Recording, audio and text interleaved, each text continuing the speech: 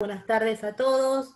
Es un placer poder estar con ustedes compartiendo esta jornada. Mi nombre es Andrea Pasodomo, abogada y egresada de la Universidad de Buenos Aires en la Facultad de Derecho, docente en la carrera de grado y en la carrera de especialización de discapacidad y derechos. Formo parte del cuerpo docente de los módulos intensivos en la especialidad que se dictan en el interior. Y bueno, y el encuentro de hoy es ahondar en un tema que les traemos para charlar, más específico dentro del ámbito de salud mental. Dejo que se presente la doctora Mariana y damos inicio. Bueno, buenas tardes a todos, un gusto realmente estar acá compartiendo este rato en la tercera y última clase o en el tercer y último encuentro de discapacidad y salud mental. Bueno, agradecemos por la organización, al Centro de Graduados, por supuesto. El seminario tuvo una convocatoria muy amplia, muchas gracias por estar ahí. Mi nombre, como les dije, es Mariana Lofeudo. Soy abogada, especialista en discapacidad y especialista en derecho ambiental. Soy docente de la práctica profesional especializada en discapacidad a cargo del doctor Seda, y también soy docente en los seminarios intensivos de discapacidad y derechos que se están dictando en el interior. Son seminarios que tienen convenio entre la UBA y los colegios públicos de abogados de las provincias. Y también soy docente de la carrera de especialización en discapacidad que se inauguró este año en nuestra facultad en la UBA, Derecho. Así que, bueno, vamos a hablar de... ¿Querés arrancar vos con el tema, Andrea?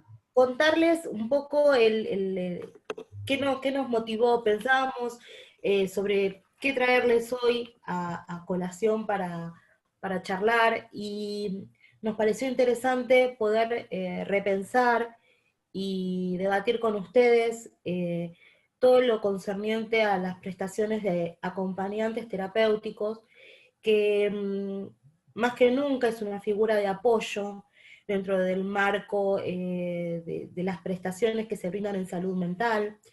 Y para ello, que es un debate muy álgido y con muchas aristas,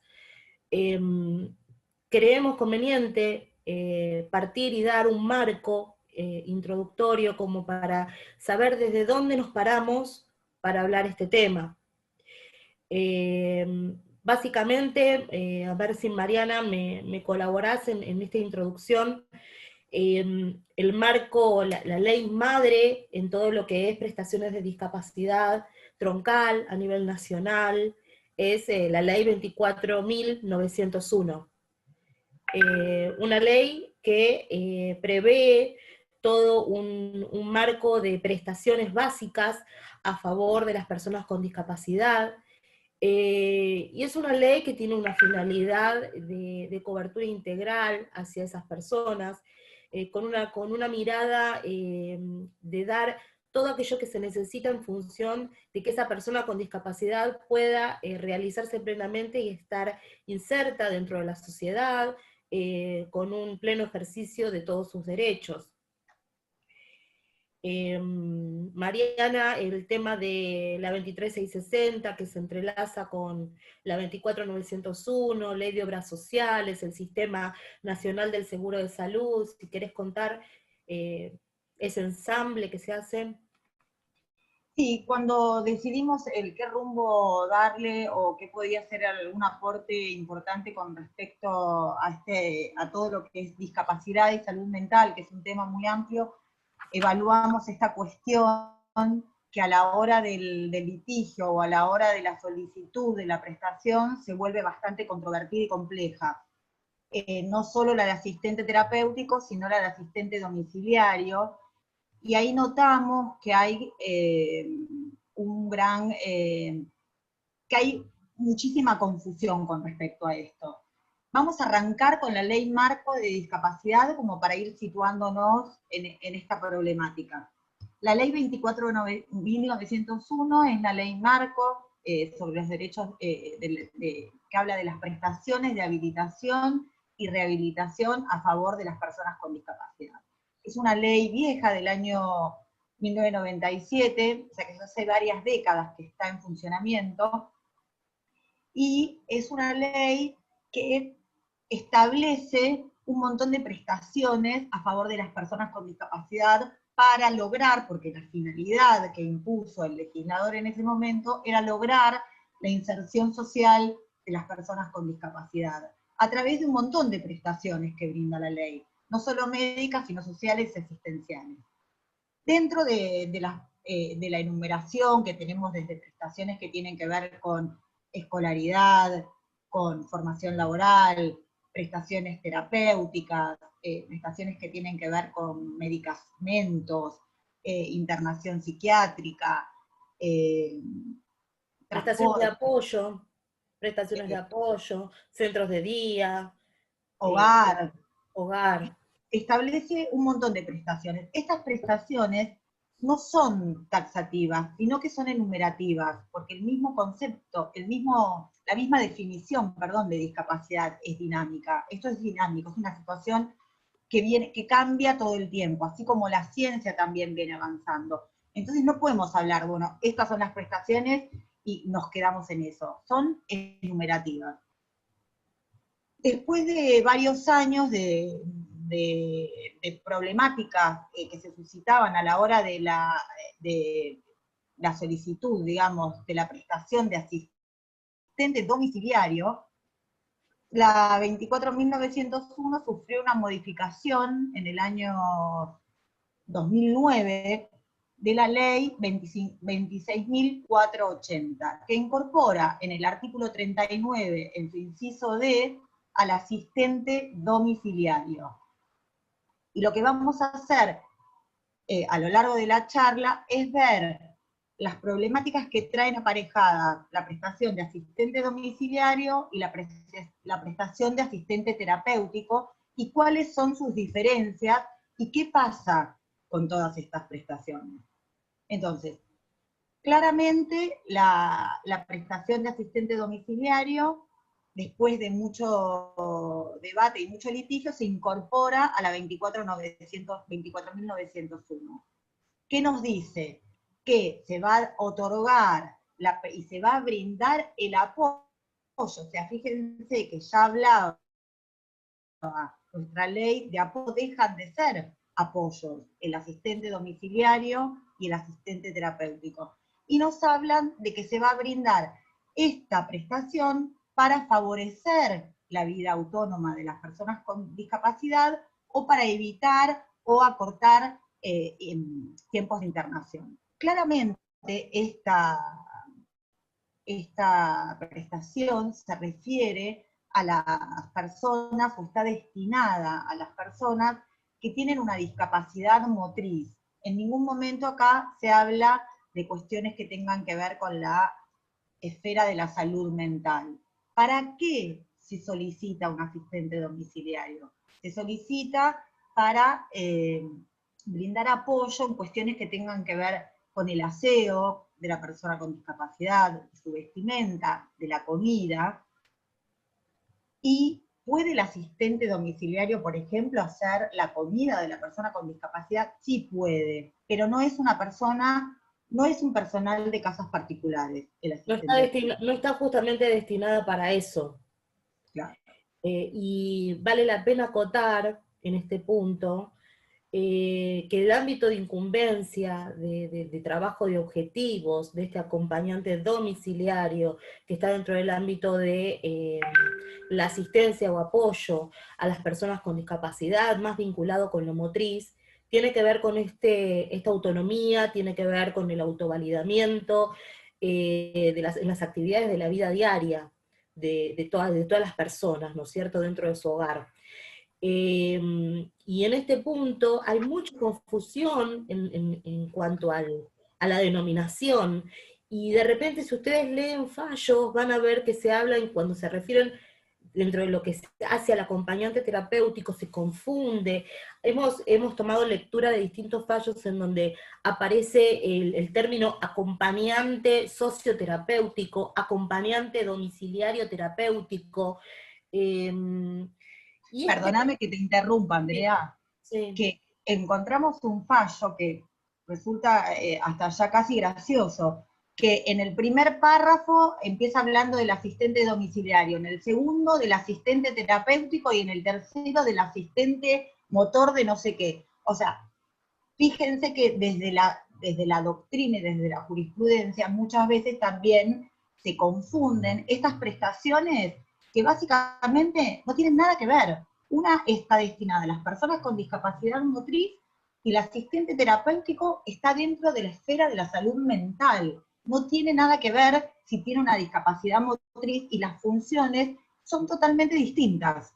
No son ni mejores ni peores, son dos apoyos Y, este, completamente distintos. y esta confusión en su terminología nace incluso desde la indicación médica. Entonces, uno al momento de tener que peticionar coberturas en esta línea, uno tiene que visualizar si la indicación está realmente con el uso de la terminología que corresponde, o sea, porque no es lo mismo uno que otro.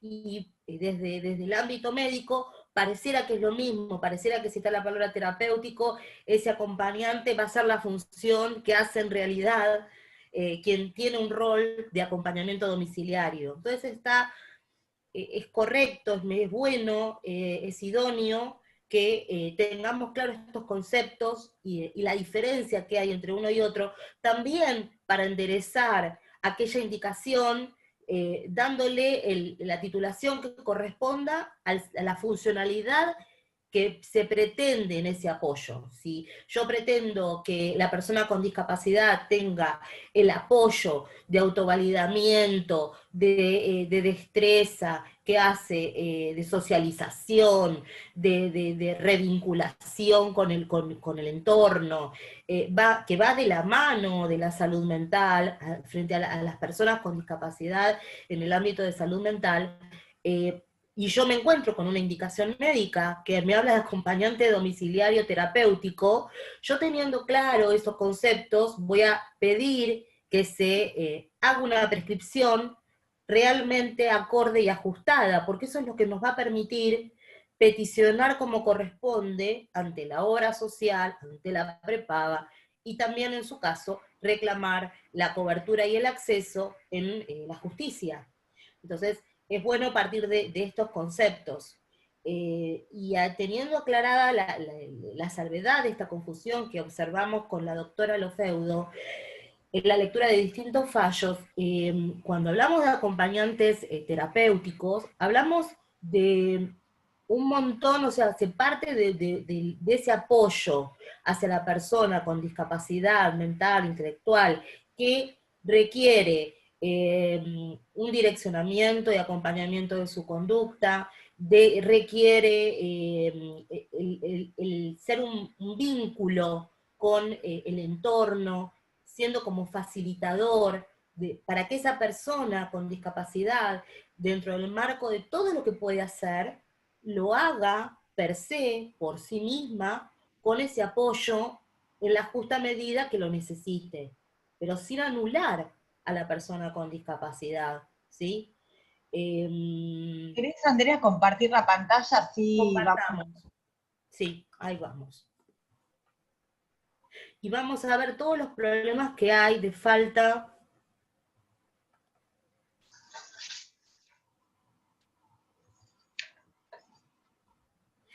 Acá les trajimos unas placas para acompañar esta charla, este encuentro. A ver si me lo permite. Ahí vamos. Bien. En donde van a ver, en el gráfico, estas cuestiones que vamos a ir hablando. Como bien dijo la doctora Mariana, el OFEUDO, el acompañante domiciliario, nace en este marco legal, la ley 26.480, que incluye el artículo 39, inciso D, a la ley madre 24.901, siendo apoyo dentro de lo que es el ámbito de la discapacidad motriz, con los objetivos que estuvimos hablando, de asistencia en las actividades de la vida diaria, de apuntar a evitar su institucionalización, y remarco esta cuestión del equipo interdisciplinario. No sé si querés, Mariana, hacer una salvedad en eso, al momento de indicar la prestación. Sí, porque claramente es importante esto que decís vos, Andrea. Claramente la ley, la 24.901, nos habla de que esta prescripción debe ser hecha por el equipo interdisciplinario.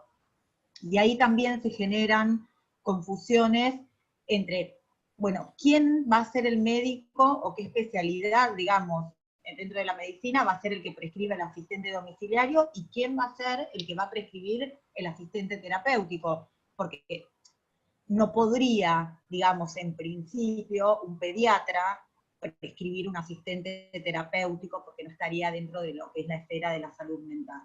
Entonces ahí también, según de dónde estemos parados, si somos la actora, digamos, o las obras sociales o la empresa de medicina prepagan, empiezan a poner un montón de barreras al momento de tener que otorgar esta prestación.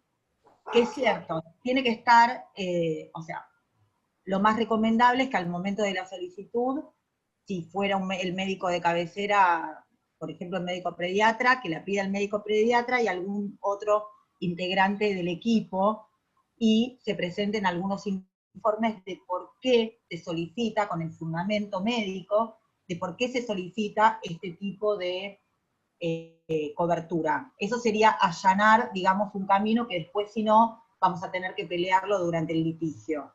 Entonces, nosotras siempre recomendamos al momento del inicio ya contar con todas estas prescripciones e informes actualizados, ya sea o al momento de la presentación anterior al litigio en la obra social o la prepaga, o si correspondiera al momento de ya estar litigando.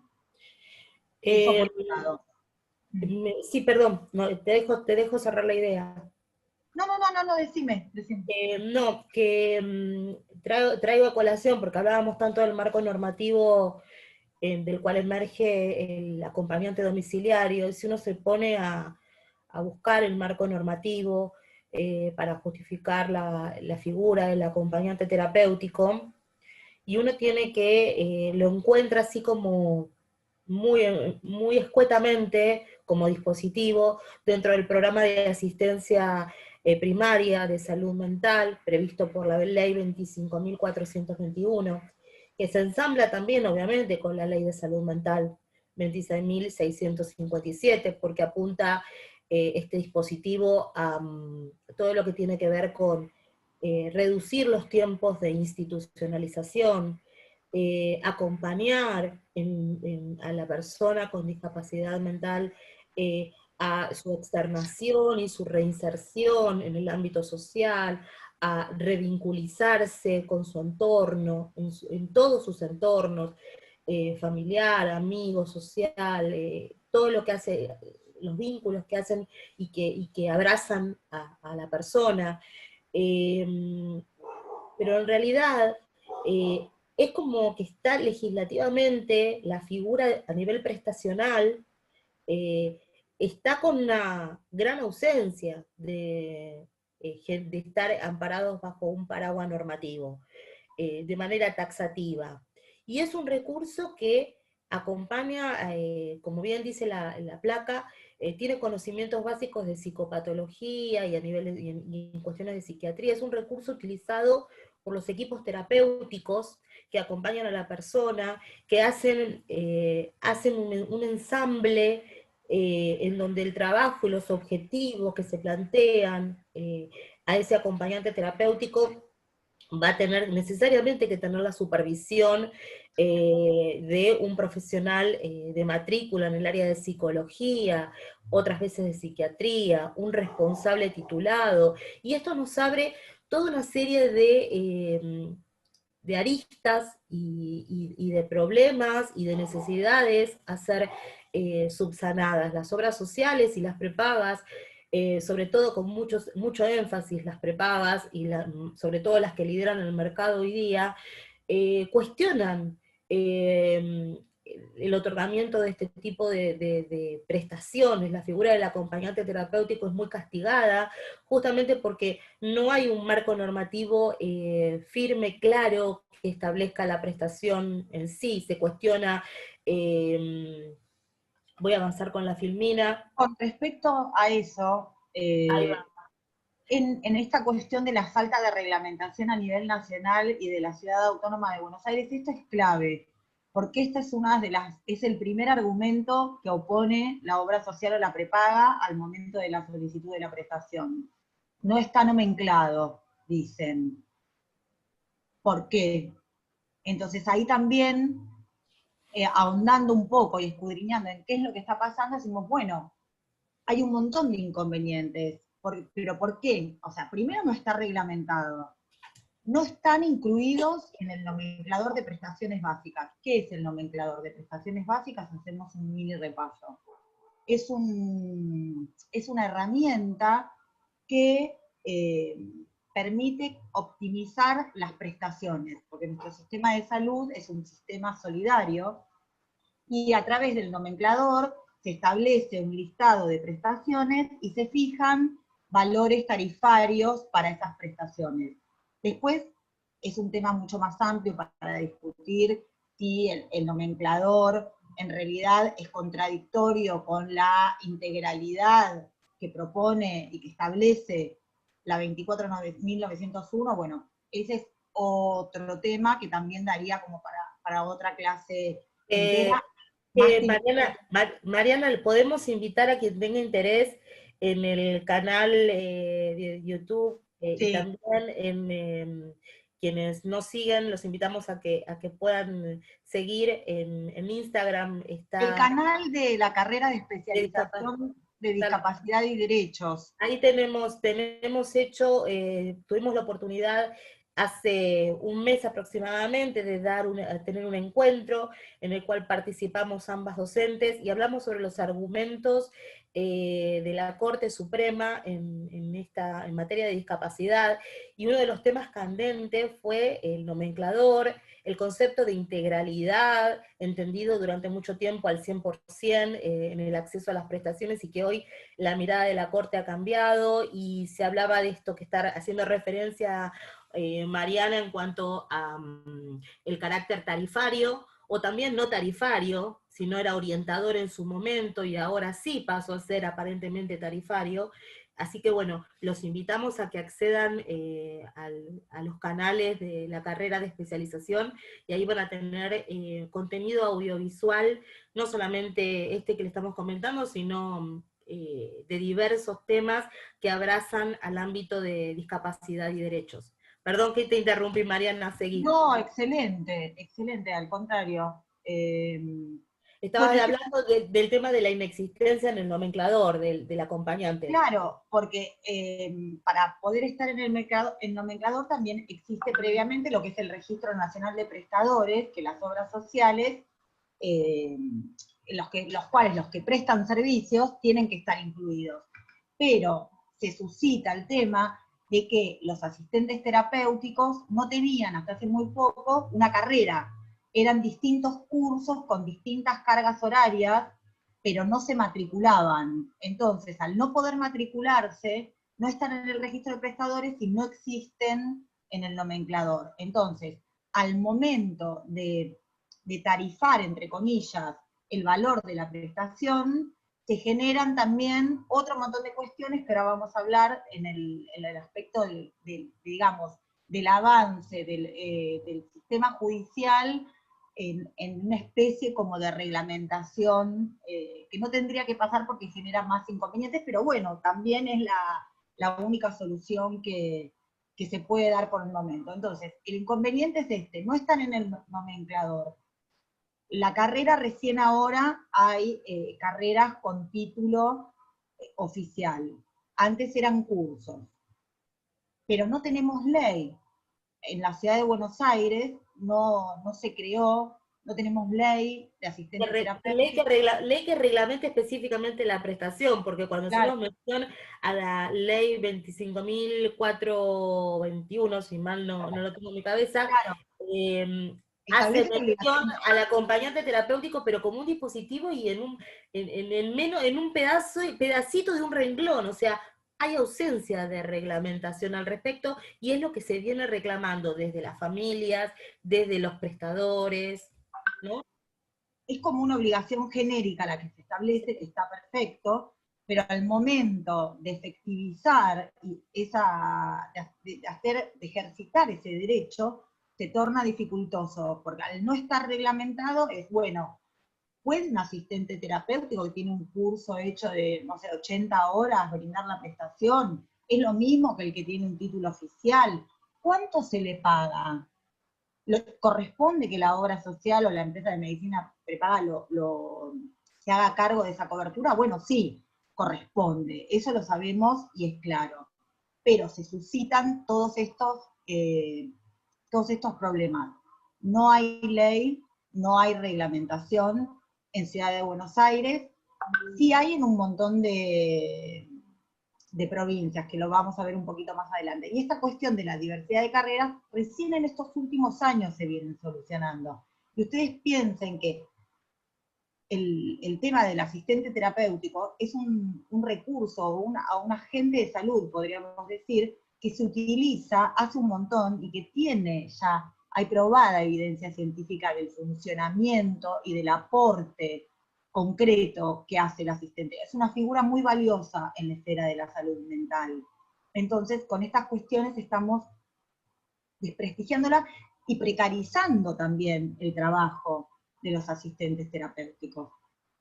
Si me Eh, permitís, Marian, ¿Sí? en esto que estamos hablando de la falta de normas, de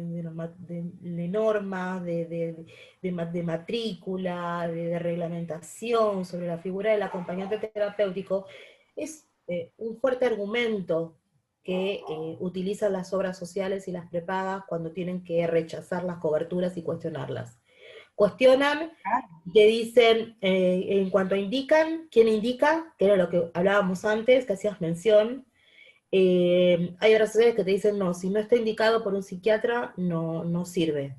Y quizás ese niño, ponele, o persona con discapacidad adulta, o no tiene un abordaje desde la psiquiatría, lo tiene desde la neurología, y le piden que sea un psiquiatra el que lo prescribe. Pero, por suerte, hay otras obras sociales, como es el caso de la obra social de la Universidad de Buenos Aires de UBA, que, que respeta y toma con seriedad e importancia la indicación del psicólogo, que es el que hace el trabajo a diario y está con frecuencia en contacto directo con la persona con discapacidad mental e intelectual. Entonces, estas aristas de falta de reglamentación, cuando dicen, bueno, a ver, no tienen título habilitante, te dicen quién debe cubrir la prestación. Por ende, si no hay una reglamentación, no hay título habilitante, yo no estoy obligado a cubrir. Entonces acá nos llevan a los fallos de la Corte, y volvemos a lo que hablamos en aquel otro encuentro de argumentos de la Corte en materia de discapacidad. En cuanto a que los derechos son exigibles aunque estén con un débito de reglamentación por parte del Poder Ejecutivo o de quien tenga que reglamentar conforme la manda del legislador. Si no, no tendría sentido el reconocimiento del derecho. Y hay fallos de corte, y es doctrina de corte en este sentido. Entonces, al argumento de las obras sociales y de las prepagas, cuando nos dicen que, y sabes, no hay titulación, y no está reglamentado, y bueno, la respuesta es esto. ¿Por qué? Porque se abraza derechos reconocidos constitucionalmente, derecho de la salud, todo lo que tiene que ver con los derechos reconocidos en los tratados internacionales, en la Convención sobre los Derechos de las Personas con Discapacidad, hay un marco constitucional y convencional que acompaña el respeto por el reconocimiento de la prestación, en este caso de esta figura de apoyo, de dispositivo de apoyo, que viene a cumplir el acompañante. Y otro punto a discutir es lo de los valores. No está nomenclado, entonces si no está nomenclado, ¿cuánto te cubro? Y entonces te dicen, bueno, a ver, te aplico el convenio de sanidad. O te dicen, bueno, a ver, no, bueno, te lo voy a reconocer, pero al valor de sanidad o al valor de, y aparece la figura del servicio doméstico, que es personal de casas particulares, en donde se prevé el acompañamiento de personas con discapacidad dentro de esa normativa. Y en ese punto, la jurisprudencia dice, pero cuidado, porque es no terapéutico, y acá estamos hablando de prestaciones terapéuticas. Entonces, tampoco, al momento de discutir valores, se discute desde ese lugar. Y entonces, ¿qué es lo que está haciendo la jurisprudencia, Mariana, hoy día? ¿Qué mirada le pone al momento de establecer el valor hora? Y mira, también tampoco hay uniformidad en esas cuestiones. ¿No? Es un, o sea, lo que está claro es que no se puede oponer o no es válido el argumento que oponga a la obra social a la prepaga en cuanto que no está reglamentado, porque eso no puede redundar de ninguna manera en un perjuicio para la actora. O sea, las Una leyes, negativa de las leyes prestación. son obligatorias desde el momento de su publicación, aunque no estén reglamentadas. Ese es un criterio de la Corte que se sigue sosteniendo y claramente es así. Hay otros, como decías vos, hay otras cuestiones que se suscitan que no son eh, tan claras. ¿Por qué? Porque lo que hacen, o sea, ante esta laguna, al no estar reglamentado el asistente terapéutico, no estar en el nomenclador, bueno, entonces, ¿cuál es el valor o el honorario a pagarle al asistente terapéutico? Y bueno, la jurisprudencia también está dividida en ese aspecto, no hay una uniformidad de criterios. Los jueces, digamos, en este vacío o en esta laguna que se produce en el derecho, eh, hacen como una especie de reglamentación y eh, Apuntan dictan, apuntan analógicamente, o sea, claro, pero buscan la semejanza con aquel del nomenclador, ¿no? claro, pero por ejemplo, nosotros hemos tenido varios casos en relación a estas cuestiones y, por ejemplo, si es un asistente terapéutico que va a trabajar en la inserción más que nada del tema educacional, y bueno, en muchos fallos los jueces lo que han hecho es equiparar el valor al valor del módulo de maestro de apoyo a la integración. En otras cuestiones lo han equiparado al valor del módulo de hogar, no, de centro de día con dependencia, categoría A, la mayoría dispone ese. Pero esos Otros, valores, otros, otros al mismo precio de lo cotizado por prestación de apoyo, más allá de que, bueno, claro, la cantidad de horas semanales, pero toman como referencia eso y dicen, bueno, hasta acá, hasta este límite, es la cobertura que deben rendir, deben cubrir las obras sociales y las prepagas. sí. Bueno, así que en esa no hay una uniformidad de criterio. Y todo esto lo venimos arrastrando, ¿por qué? Porque no se reglamentó, por ejemplo, en su momento ni ahora, el artículo 39, inciso D, que hablábamos de cuestiones que tenían que ver con la asistencia domiciliaria, porque en el mismo, o sea, la misma ley decía que se iba a reglamentar en un plazo, creo que era de 60 o 90 días. Eso pasó en el año 2009, claramente no se reglamentó. No tenemos ley de asistente terapéutico, no llegamos obviamente a la reglamentación porque no tenemos ley, y en las provincias donde tienen la ley, tampoco tienen la reglamentación, entonces se generan otros, o sea, superan un paso, digamos, avanzan un paso más, pero siguen presentándose un montón de cuestiones. Entonces, si yo voy a obtener una sentencia donde un valor va a oscilar entre, vamos a suponer cualquier cosa, entre los 80.000 pesos mensuales, y en otro fallo va a girar o oscilar entre los 40.000 pesos mensuales, y bueno, los dos fallos están fundados y son valores completamente diferentes. Entonces, al momento de evaluar el valor o cómo se va a enfrentar esta prestación, también se hace difícil, porque no tenemos la manera de cuantificar o de tarifar el valor del asistente terapéutico, aunque haya un valor de mercado. Pero por otro lado, también, y no podemos dejar de decirlo, aunque estuviera nomenclado, que hay un montón de prestaciones que están nomencladas, en general lo que pasa es que el nomenclador queda desfasado de la realidad. Entonces ese es otro tema también. De hecho, no hubo aumentos este año. Este año no hubo ni un solo aumento. Claro, este año no hubo aumentos, no hubo aumento. El año Con la 2020, inflación que hay, con la situación de 2019. pandemia que hay, es realmente preocupante lo que está pasando. Y sí. O sea que, digamos, no tenemos ley, no tenemos reglamentación, no está incluida en el nomenclador. La jurisprudencia es diversa y se apoya y se fundan en distintas cuestiones.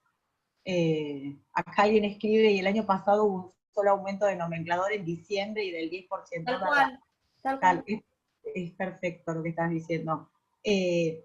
Y alguien por ahí que logré ver el chat, que hablaba de... No los puedo ver el chat porque estoy compartiendo, así que contame, ¿qué dicen? Alguien hablaba de, acá están pasando, ay, qué bueno, gracias, que hay gente que es más aplicada. Están pasándole el nombre de la charla sobre los argumentos de la Corte Suprema que estabas mencionando. Buenísimo, gracias.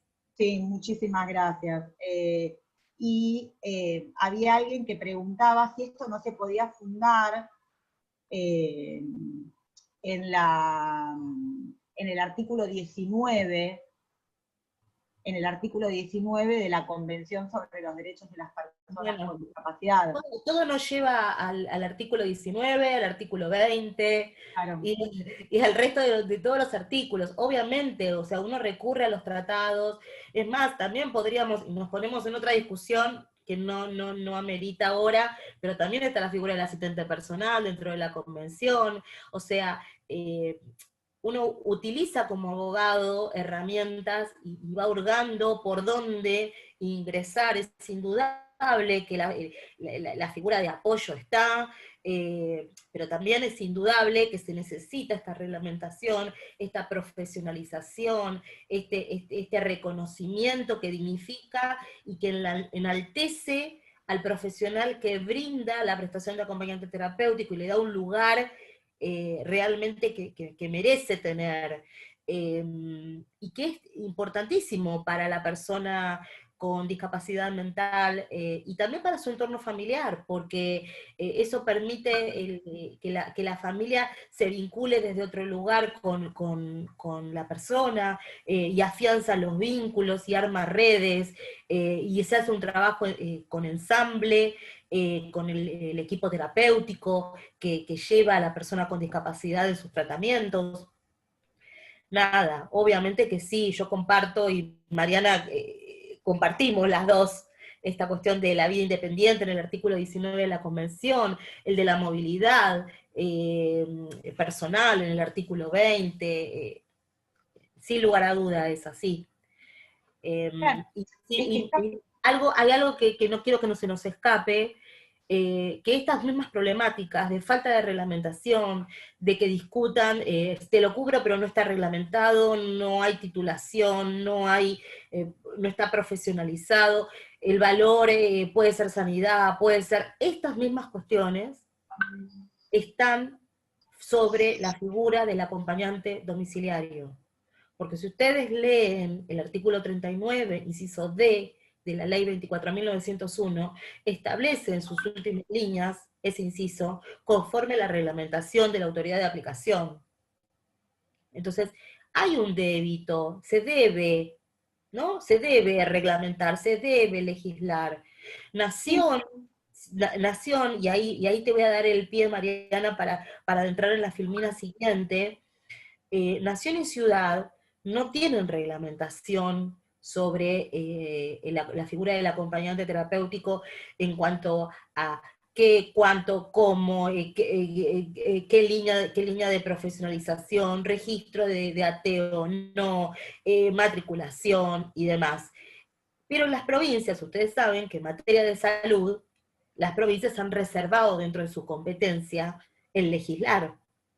Y entonces ahí pasamos, y ahí le voy a dar el lugar a Mariana que continúe y nos cuente, y también acá merita los agradecimientos a nuestras colegas Santa Fe, Mariela Peña, a Melacrino Valeria, la doctora Valeria Melacrino en Córdoba, Noelia Roger en Chubut, con quien hemos debatido estos temas y nos han contado nos el han vínculo, qué pasa, ayornado acerca qué de, pasa. Bueno, contanos a todos.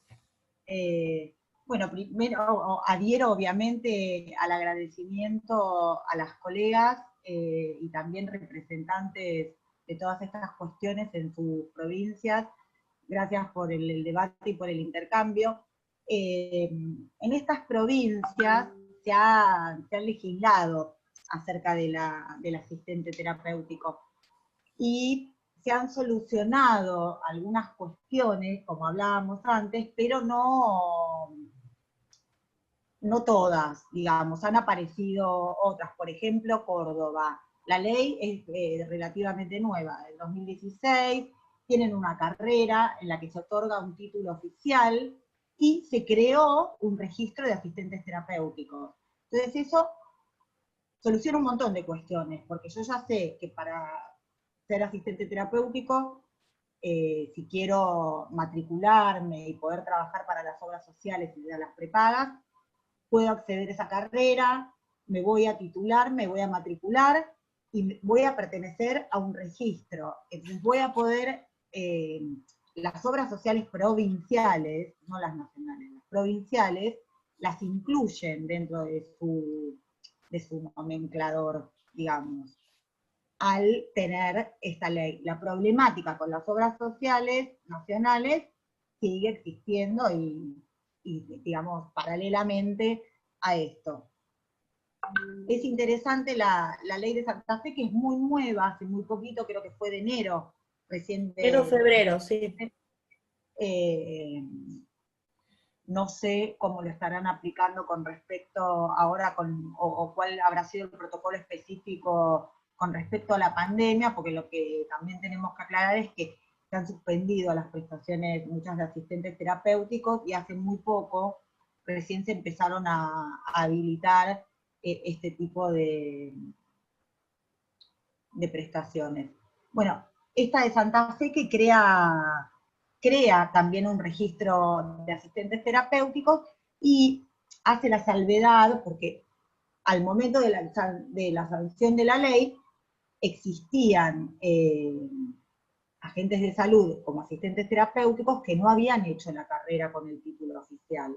Entonces, la ley contempla ese tipo de situaciones, de la reválida del título y pone determinadas exigencias. Ahora, ahí también se generan inconvenientes porque eso no se reglamentó, entonces no sabemos cuántas son las horas que tienen que acreditar, cómo se acreditan, cómo serían, otro tipo de cuestiones un poquito más adelantadas que acá en Ciudad. En Catamarca pasó lo mismo. Pareciera que la ley de Catamarca es la más solvente, ¿no? De las que estuvimos. Sí, no tuvimos oportunidad de hablar con ningún colega de intercambiar con ningún colega de Catamarca. La ley es una ley bastante solvente. No sé al momento de la práctica cómo se materializa, pero contempla bastante de manera clara esta cuestión de los que ejercían de asistente terapéutico con anterioridad a la ley y los que van a seguir con posterioridad a la ley, esta reválida, esta matriculación y cómo lo fueron trabajando. y la de Chubut, que es una ley que tiene bastantes años, que es del año 2012, y que a los poquitos meses de su sanción se modificó a través de otra ley. ¿Por qué? Porque incluía como empleado en el marco provincial al asistente terapéutico. Eso se derogó, y lo que tiene la ley de Chubut interesante es que contempla en la figura y en las funciones del asistente terapéutico el trabajo del asistente no solo con la persona con discapacidad, sino también con su familia. Una cuestión bastante clave al momento de poder coordinar y armonizar un montón de cuestiones, que creo que en la práctica eso suma muchísimo. Y no es una cuestión opcional, sino que debe trabajar también con la familia. Así que después tienen, bueno, otras cuestiones. Después, al momento del pago, las que no lo tienen nomenclado por la obra social provincial, tienen el mismo inconveniente que tenemos acá en Ciudad, y que veníamos diciendo. No es claro el valor porque bueno, porque no tenemos ley y no está en el Y pasa a ser netamente discrecional el fijar, pasa a ser discrecional del Poder Judicial el merituar el cuánto del valor hora, porque se Claro. hace como algo casero, desde la analogía, desde, ¿no? O sea, A teniendo mí, en cuenta a mí me pasó en un caso puntual que hicieron un mix, dijeron, bueno, hasta este valor, lo que está presupuestado, y le hago un similar hasta el 50% del valor, y lo asemejó con la prestación, con un módulo de prestación dentro del nomenclador. Entonces queda esta cuestión artesanal que pasa a ser hasta discrecional, y que quizás en algunos casos, según como cuadre la situación, puede rozar decisiones que no sean tan justas para el caso en concreto. Entonces, por eso la necesidad de que exista claridad, para que la interpretación no quede de aplicación del derecho desde una mirada subjetiva, sino que haya cuestiones que deben de estar objetivamente pensadas y reguladas. Haremos las interpretaciones de todo el marco normativo, pero es un llamado urgente, y desde los grupos de acompañamiento terapéutico y demás, mira, están hay una pensando y asociación, luchando mucho por esto. claro, esto nos comentaban nuestras colegas provinciales, más que nada la doctora Roger, que al momento de vigencia de la ley se tomó un examen para revalidar, digamos, a los asistentes terapéuticos que venían trabajando anteriores a la vigencia de la ley, y quedaron un montón afuera. Entonces esos tendrían que volver a hacer la carrera, y siguen reclamando, no solo ellos, sino todos los asistentes terapéuticos, la inclusión y digamos, el esclarecimiento. Yo creo que esto como trasfondo tiene que ver con una falta de política pública y con una falta de inclusión en la agenda de estas cuestiones que tienen que ver con la discapacidad. Porque nosotros, y Andrea, no hace falta que yo te lo diga a vos, ni a todos los que están presentes acá, tenemos sobrada cantidad de leyes, y muchas leyes muy buenas, así algunas deficientes, pero muchas leyes muy buenas. Entonces, el tema es, bueno, reglamentar la ley como corresponda para subsanar toda esta problemática que genera una falta de acceso, una Mayor falta de, litigio. una falta de trabajo, una discriminación por motivos de discapacidad. Y imagínense que si esta prestación, por supuesto que si está fundada como corresponde, va a prosperar en el marco de un amparo de salud, pero no mucha gente llega al amparo de salud. Entonces las obras sociales y prepagas la deniegan, y mucha gente no tiene la posibilidad o no sabe, o la cuestión que pase, que no puede llegar a solicitarla en un amparo. Entonces se quedan sin la prestación, siendo una prestación esta de tal importancia No sé si querés traer a colación el fallo Giordano que estábamos Bueno, charlando. a ver, En cuestión, digo, se lo en el podemos recomendar como lectura más que nada, es en el marco de una caso, determinación de capacidad. Giordano Raúl Zenón es un fallo que viene de la Cámara Nacional Cámara de Apelaciones Civil y Comercial de Mar del Plata, es del 28 de diciembre del año 2017.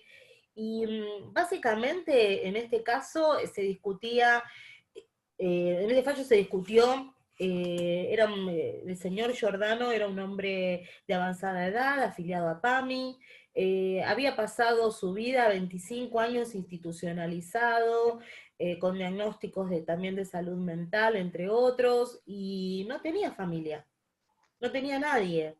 Y se había logrado su externación de la mano de un circuito tenía su curador oficial, y aparte tenía el circuito, el dispositivo de apoyo a través de el acompañamiento terapéutico, y había logrado autonomía, había logrado poder, dentro de todo de lo que él podía desarrollar el mayor despliegue de su capacidad, lo acompañaba ese acompañamiento terapéutico, tenía que ver hasta incluso con asistirlo en acompañarlo a consultas médicas. Realmente se había logrado el objetivo, pero lo que se empezó a discutir era que el valor hora quedaba muy chico, entonces empezaban a reducir horas.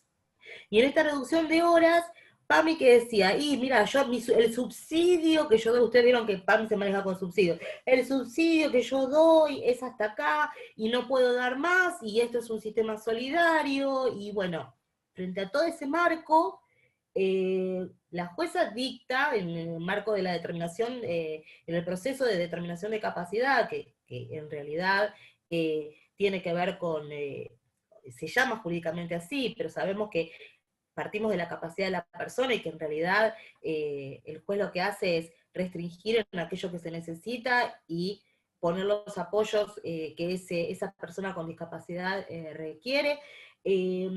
Dicta una medida y le dice a PAMI que abone a determinado valor. Y bueno, la discusión versó sobre esto y se abrió un debate en Cámara donde se trajeron a colación todas estas cuestiones normativas que estuvimos hablando, y es un fallo muy interesante porque no es un amparo, es un proceso donde se determina la capacidad de las personas, en este caso de Giordano, y donde se revaloriza la figura de la T como apoyo. Así que les recomendamos ese fallo porque tiene fuentes normativas convencionales, constitucionales muy ricas para poder analizar y recurrir y tomar lectura.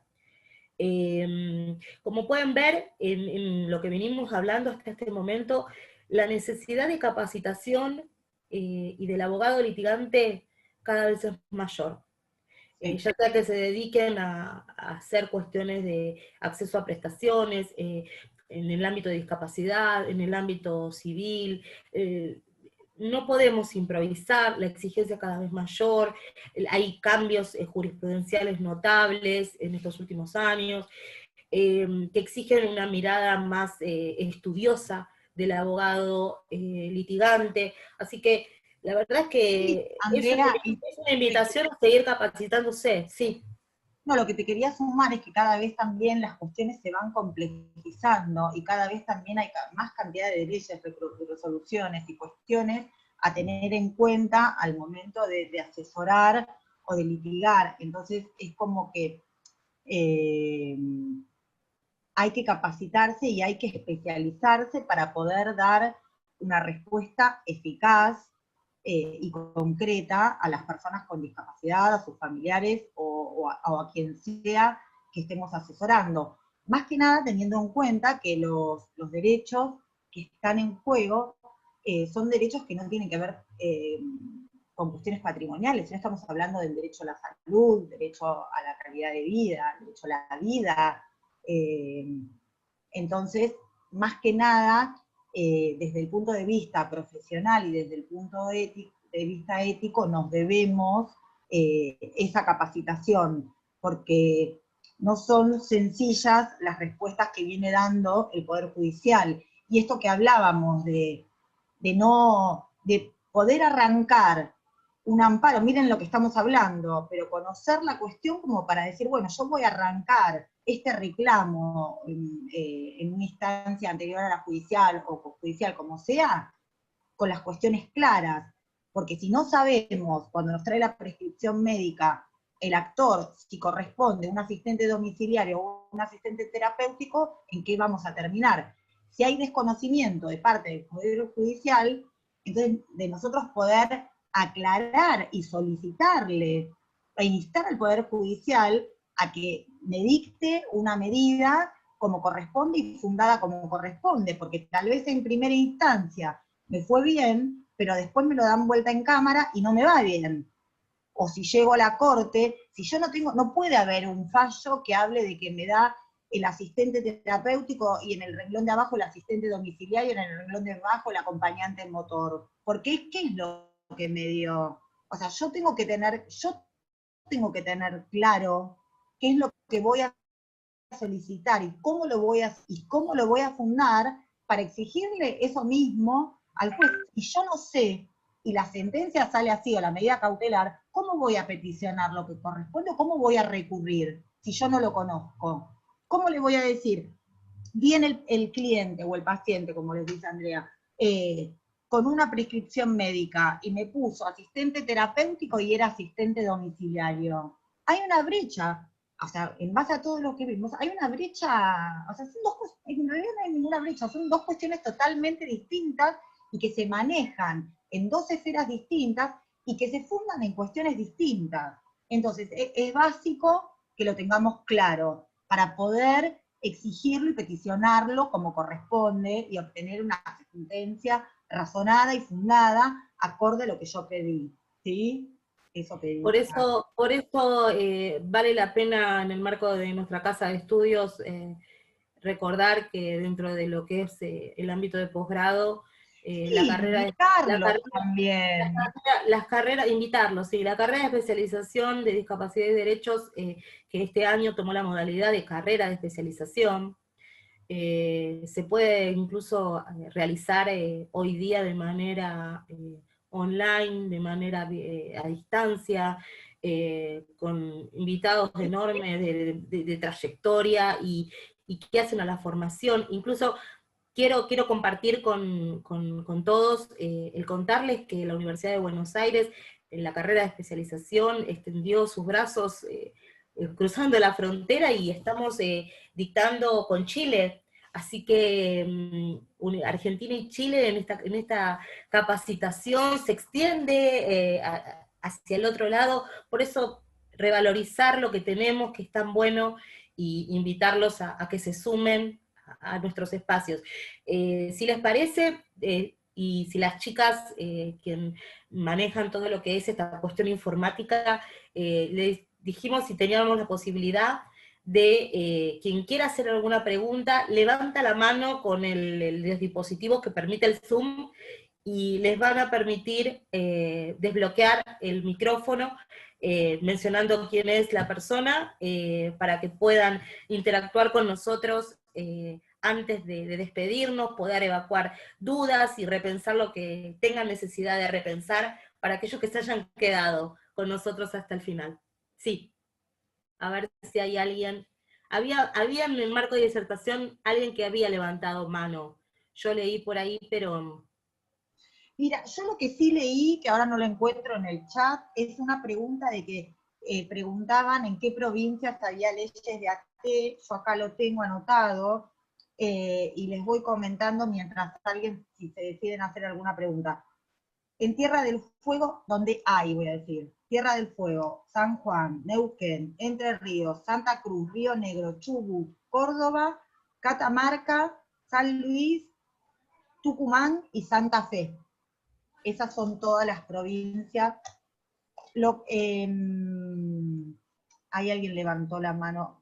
lo que les quiero... Ahí, ¿Vos te acordás el mail, Andrea, de Discapacidad y Derechos _UBA era?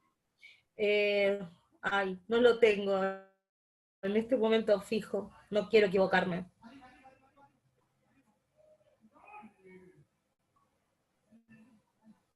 ahí le habilité a Ana Sí. el micrófono. A ver, mientras lo busco. Hola. Sí, a ver. Hola, ¿qué tal? Antes que nada, muy interesante, y la verdad que de alguna manera lo que dijeron al final, como que me terminó de cerrar, pero igual sigo un poquito con dudas. Es así el caso, es una señora que si bien no es salud mental todavía, porque no llegó todavía al grado de tener demencia, tiene Parkinson muy, muy avanzado, ya en estado de postración, y El está cubriendo Parkinson nada es más. un tipo de demencia. Claro, por eso, todavía no llegó al grado de tener demencia, pero está ya en la fase, entrando a la fase 5 de Parkinson, así está bastante. Y vive con el marido, que es un señor también discapacitado de 87 años, y tiene nada más que cuidadora de 12 horas. El médico me dio una orden, o sea, les dio una orden para el cuidador de 24 horas. La prepaga le dice que no le cubre porque su prepaga, o sea, su plan no lo cubre. Tiene certificado de discapacidad, todo. Ahora, el marido hoy lo internaron, entonces justo la hija me llamó y me dice, ¿podemos iniciar algo? Ya habíamos mandado con anterioridad una carta de documento pidiendo. Disculpame que te interrumpa, Ana. Sí. Está pidiendo asistente domiciliario. Domiciliario 24 horas, porque la señora está en condiciones de poder quedarse en la casa, o sea, no necesita ir a un establecimiento de tercer nivel porque está en condiciones de estar, y más en este contexto. No, yo puedo pedir, amparada en la ley de discapacidad, esas 12 horas nocturnas que no le cubre. Perfecto. Sí, lo podés pedir, y lo podés pedir basada en la 24.901, en el artículo 39, inciso D, que se introdujo por la 26.480. Ahora, el que va a decidir cuántas horas necesita de asistente domiciliario es alguien del equipo médico. Entonces, claro, yo te recomiendo, sí o sí tenés que tener prescripción médica actualizada de la necesidad todo. Y después historia clínica y todo ya tengo. Y una orden del doctor explicando todo, por qué lo quiere. Bueno, claro, o un breve resumen de la historia clínica o algún informe que apoye la prescripción médica y no tendrías por qué tener ningún inconveniente. Tiene CUR, ¿viste? Tiene CUR, sí, vigente. Sí. No sí. Es muy importante que establezcan los objetivos que debe realizar, que debe atender el acompañante, en este caso domiciliario. Okay. Como un plan de trabajo. Pedí un plan de trabajo que venga desde la indicación médica y que también esté planteado por el AD. Perfecto. ¿Sí? Perfecto. Sí. ¿Alguien más? Muchísimas gracias. No, por favor, Ana. ¿Alguien más quiere hacer alguna pregunta? Silvina, que nos digas. Y está Estela, que le acabo de activar el audio. Hola. Hola, un gusto. Ay, Sí, buenas tardes. Sí. Perdóname que quiero hacer una aclaración que me hizo acordar a Ana, que no, discúlpame la interrupción, por favor. Sí. Que muchas veces vemos que en las prescripciones médicas llega el cliente con una prescripción de asistente terapéutico o AT de 24 horas. Es imposible poder tener un asistente terapéutico 24 horas, porque esa tarea de reinserción social, de afianzamiento con los lazos sociales, no se puede hacer 24 horas, porque la persona duerme, entonces no hay manera de fundarlo. Y ahí yo creo que tiene que ver eso con lo que veníamos hablando de la confusión existente entre lo que es el AT y el AD, digamos. Por eso estén atentos, no pueden presentar en un amparo una prescripción médica de AT 24 horas, porque no va a prosperar. Conseguí que me recordaran el correo electrónico de la carrera de especialización. Lo escribo, a ver. Si lo quieren escribir. Yo se los escribo acá en el chat. Bárbaro. Discapacidad y derechos.uva@gmail.com. La carrera de especialización Andrea, para discapacidad, lo y escribí mal. derechos.uva@gmail.com.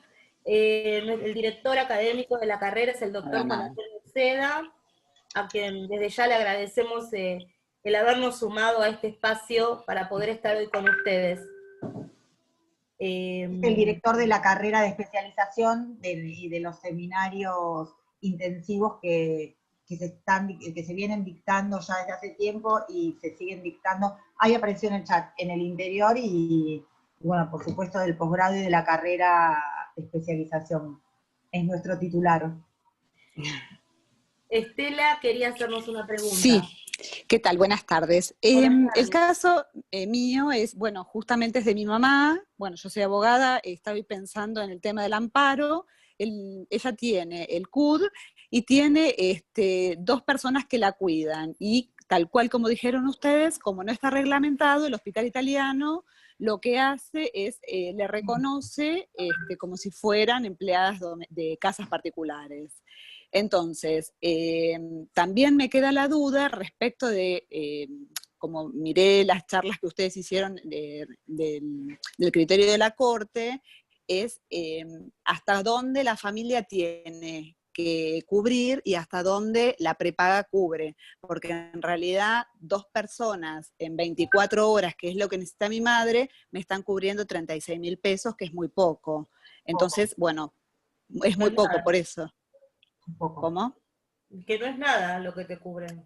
Por eso, entonces, yo lo que hice, estoy buscando unos presupuestos de digamos, personas, empresas, que más o menos me dijeron 80.000 pesos, 90.000 pesos, una cosa así, Claro. pero a las empleadas, yo quiero continuar con las chicas, porque mi mamá ya está adaptada y demás. El tema es que yo les tengo que pagar primero para poder que me lo reconozca después Bueno, la prepaga. Esa cuestión de la modalidad de pago es algo que se establece, y si no se solicitó en el amparo, es algo que se establece según la modalidad de cada obra social o empresa, a menos que uno lo solicite de determinada manera, por determinada cuestión, y, por ejemplo, vos solicitás que no te lo hagan reintegro, sino que sea pago directo. Esas son otras cuestiones. Perfecto. ¿Pero lo bueno, puedo solicitar en el amparo, el pago sí, directo? hay que fundar de por qué. Claro, no es claro. algo que uno puede elegir, bueno, yo quiero que me paguen así. O sea, ten en cuenta el fallo BIR de Corte Sí, para todo lo que es fundamental en no poder cubrir diferencias. ¿Es en perfecto. capital? Sí, es en capital. Bien. Bueno, nada, Bueno. Cualquier gracias. cosa, si necesitas, tenés alguna duda más, escribinos ahí que nos No, reenvían a la dirección de los correos. Bueno, muchas gracias. No, pues mucha suerte. Hasta luego. Gracias. Ahí le habilité a Laura, y también en el chat preguntan si pueden repetir la carátula del último fallo que mencionaron como clasificador de conceptos. Está con siglas GRZ, que es Giordano Raúl Zenón, es sobre determinación de capacidad de la Cámara de Apelaciones Civil y Comercial de Mar del Plata, Sala 2, del 28 de diciembre del 2017. Ahí le estoy escribiendo en el chat.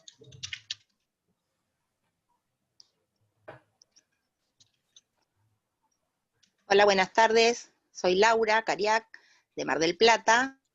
Este justo que el fallo es de Mar del soy Plata. acompañante terapéutico. Bienvenida, Laura. Mi pregunta es... ¿Se cortó?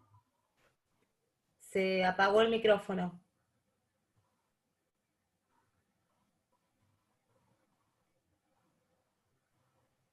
No la escuchamos. Ahí le solicité. Hola, que ¿ahora sí? Sí, ahora sí. Ahora sí. Bueno, Lo que agradecerles por toda la información.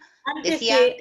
Laura, si me permitís un segundito, lo que le vamos a pedir es que traigan el punto académico a discusión más que el caso personal, porque si no se pierde el sentido y el eje de este encuentro y es injusto para el resto de los que están compartiendo este espacio. Así que les pido que formulen, no a título personal, sino que formulen el cuestionamiento académico. Sí, Laura, te escuchamos.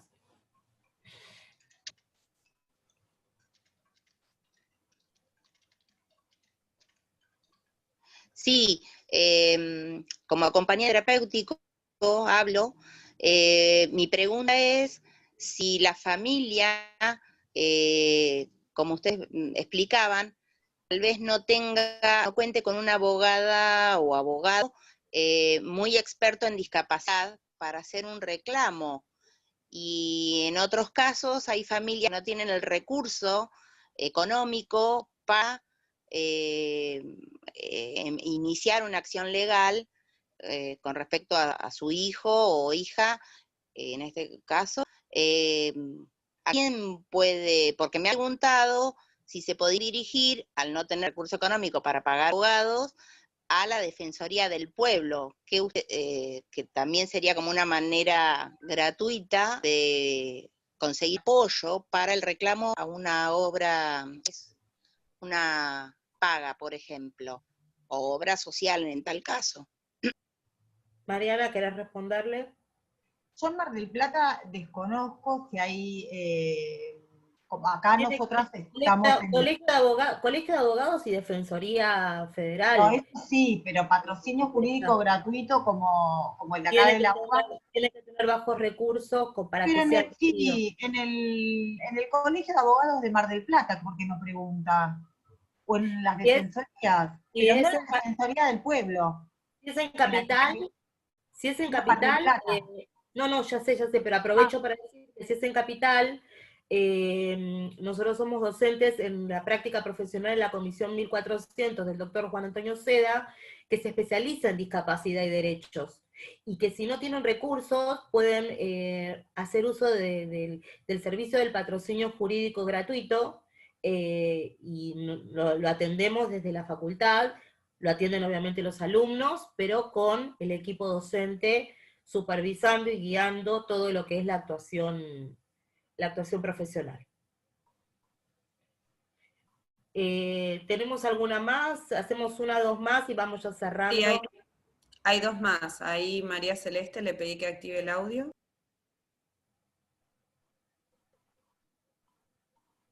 De nada, Laura.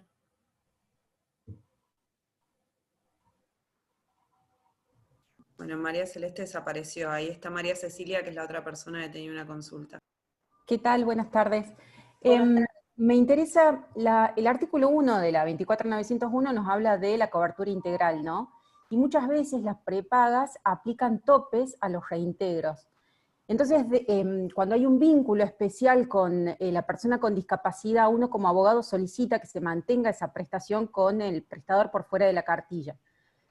Hay jueces que lo dan y hay jueces que no. Quería saber si hay algún criterio que ustedes apliquen o alguna resolución, porque a veces la propia empresa prepaga ofrece unos honorarios que son bastante bajos, entonces el profesional prefiere no seguir dando esta prestación terapéutica y la persona se queda sin una prestación personalizada que ya venía teniendo hace años. No sé si soy clara. Sí, es una cuestión que muchos traen.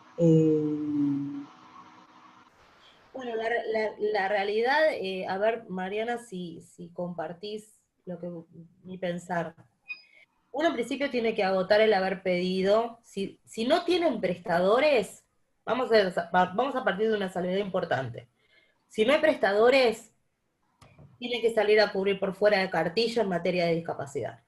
Para el que no lo sabe, es importante tener esta salvedad.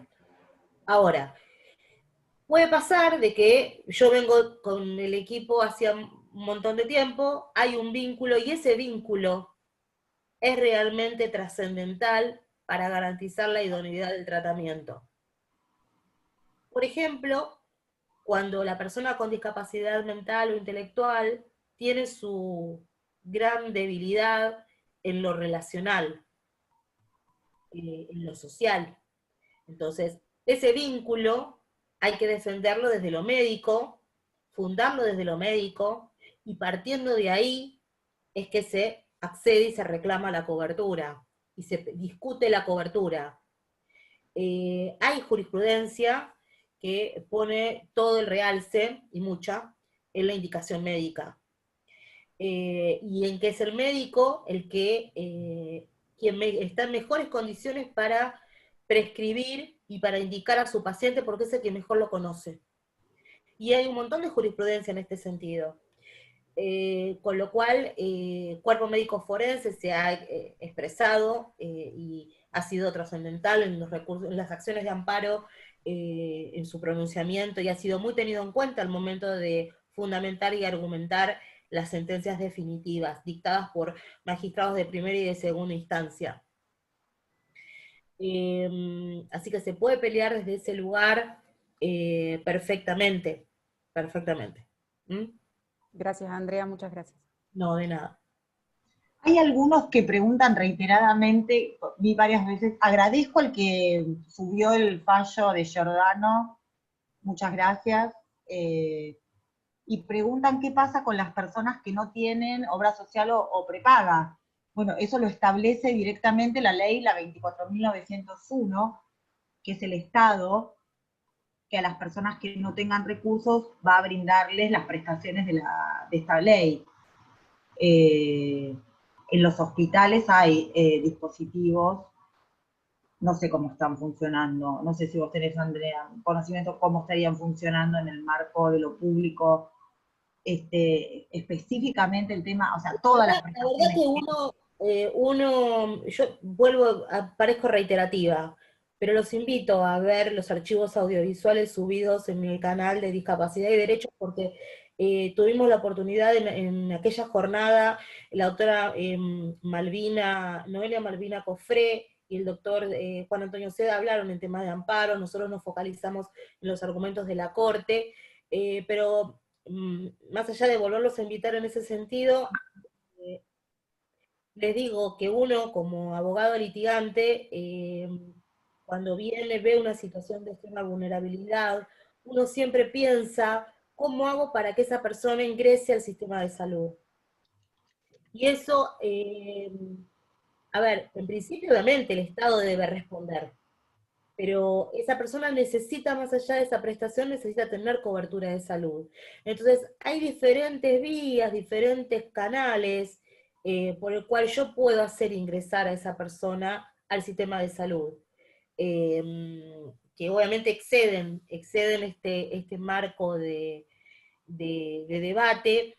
Tengan en cuenta la figura del monotributo, tengan en cuenta la figura de familiar directo, jubilado, pensionado, tengan en cuenta estas cuestiones como para analizar el ingreso al sistema de salud de esa persona con discapacidad. Igual está dentro de todo lo académico que desde el área de discapacidad y derechos venimos formando y venimos haciendo. Espero que esté respondido. No sé quién preguntó.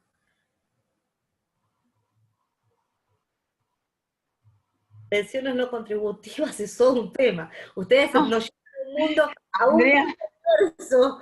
No nos vamos más hasta las 10 de la noche. Pensiones no contributivas nos lleva a incluir salud, y nos hacemos cruces y decimos mejor no tener nada antes que tener incluir salud.